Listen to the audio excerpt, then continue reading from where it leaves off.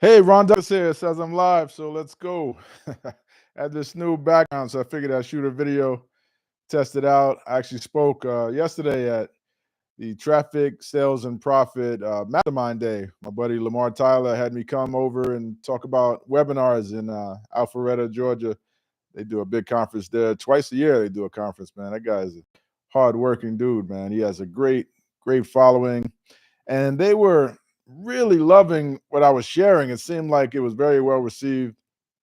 We'll talk about some of that. I think the main reason is they talk about a lot of, like, I've been to their events, and it's a lot of fundamental stuff that gets covered, but I really dug in and shared some advanced stuff based on what's been working for us, based on successful campaigns. I kind of dug in and talked about what I call a premium webinar. Premium webinar was a kind of like a workshop, 3-day premium webinar we did where we made over $500,000 profit in just a month. So that worked out great, and I really shared some insights from that and talked about where we are right now. So the title of this is "Silent Recession." Right?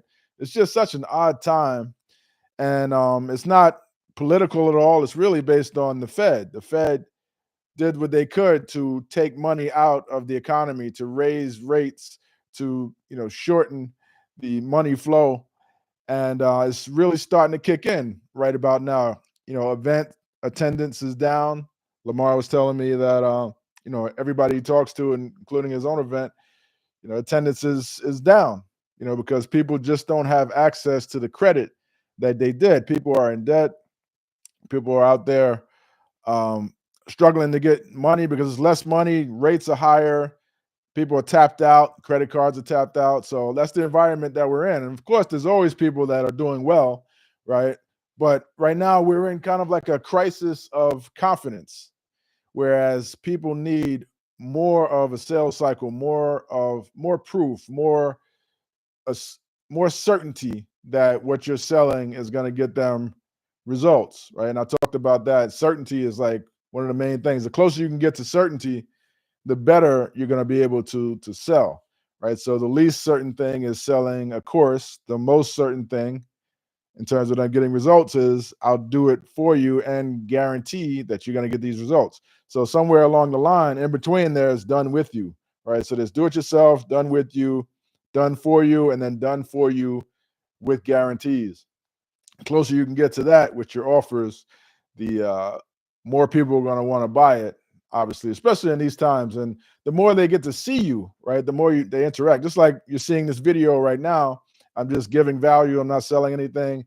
The more you do that, the more time they spend consuming your content, the more time they spend trusting, seeing you, getting your tips, applying what you're telling them, the easier it is to sell. The other thing that's working now are lower ticket items, right? Lower ticket items work because two things, because the ad networks, Facebook, Instagram, YouTube, they're all set up mainly for lower ticket, e-com type stuff, widgets and software and lower ticket stuff. They weren't set up for people to sell $10,000 programs, right? So making your ad campaign optimizing your ad campaign is difficult because they want ads that are getting a certain number of conversions every week, and those are the ads that they give preference to. So if you have a super high ticket offer, if you're selling something for $10,000, it is very difficult to get 50 conversions a week, which is what they typically ask for, especially on Facebook, to do that. So a lot of people, so you end up with a campaign that's not optimized, and you're hoping that you're going to close those sales over the phone. Whereas if you have a lower ticket, what my buddy on it calls a self-liquidating offer, actually that's been around for a long time, you get to optimize your campaign because you can get more conversions. So that gets a little technical, but I talked about that yesterday, and it just makes sense where you're not cutting into the margins of your main product. You have a lower ticket product that's absorbing the ad costs. So that's something that we've been working on. And in this environment where people need to have a good experience with you before considering buying a higher ticket item, the low ticket products tend to give them that initial fix of this guy knows what he's talking about. He's delivered on what he said he's going to do, and they had that good experience with you, and then they want to move on and graduate and buy other things or get your help implementing some of the stuff that they've learned from your lower ticket. So those are some of the things that are working right now. Some of the things that I'm actually working on myself. The other thing I talked about was just, and one of the biggest blessings for me, and one of the best things I did was I just took the money and invested it. Like all these years, I've been making money online. I've been doing this since 2001. When I finally started collecting some real money, my first property was 2004. I bought one in 2006 and in 2007. And every year after that, just been buying real estate. And it's going to come a time this year when the Fed starts lowering rates again, probably towards the end of the year. The markets are going to open back up, and it's going to be a lot of opportunity out there to do that. But properties that I bought in the mid to late 2000s are all like 2 and 3 times what I paid for them. So it's created wealth, but not just wealth.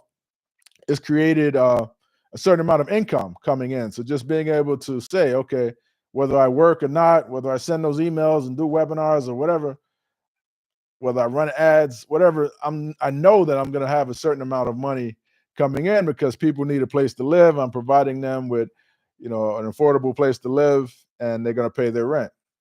So I'm good. My family's good. I don't have that stress. I don't have that anxiety. I don't have to pass that on to them, because your family can sense when you're stressed, when you're anxious, when you're not right, and when they can pick up on those vibes, and it affects them as well. But just having that has been a huge blessing for me, so I could work when I want to work or not, and be okay. So that's really the ultimate. I'd rather have that. And I mean, that's freedom, right?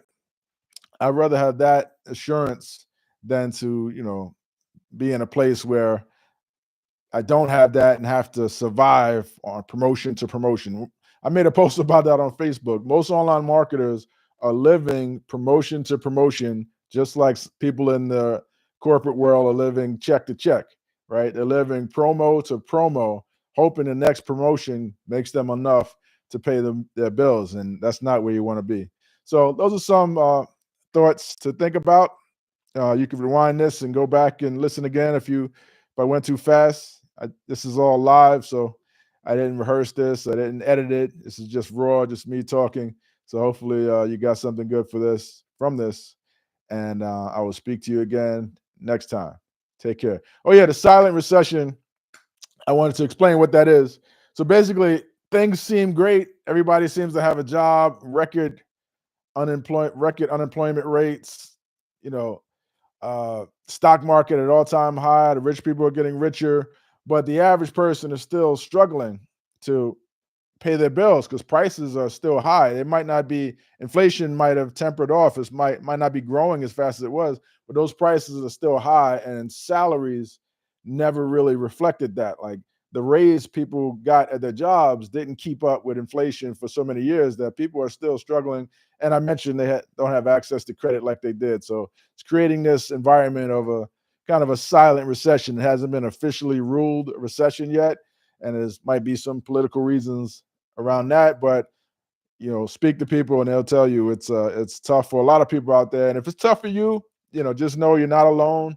And just know you have to, if you're an online marketer, get back to fundamentals, get back to serving people, get back to helping people. And there's still money out there. People will still buy, but you just have to stand out by being someone that's genuinely interested in helping people, and people can sense that. So that's my takeaways from this. And enjoy the rest of your day. Take care.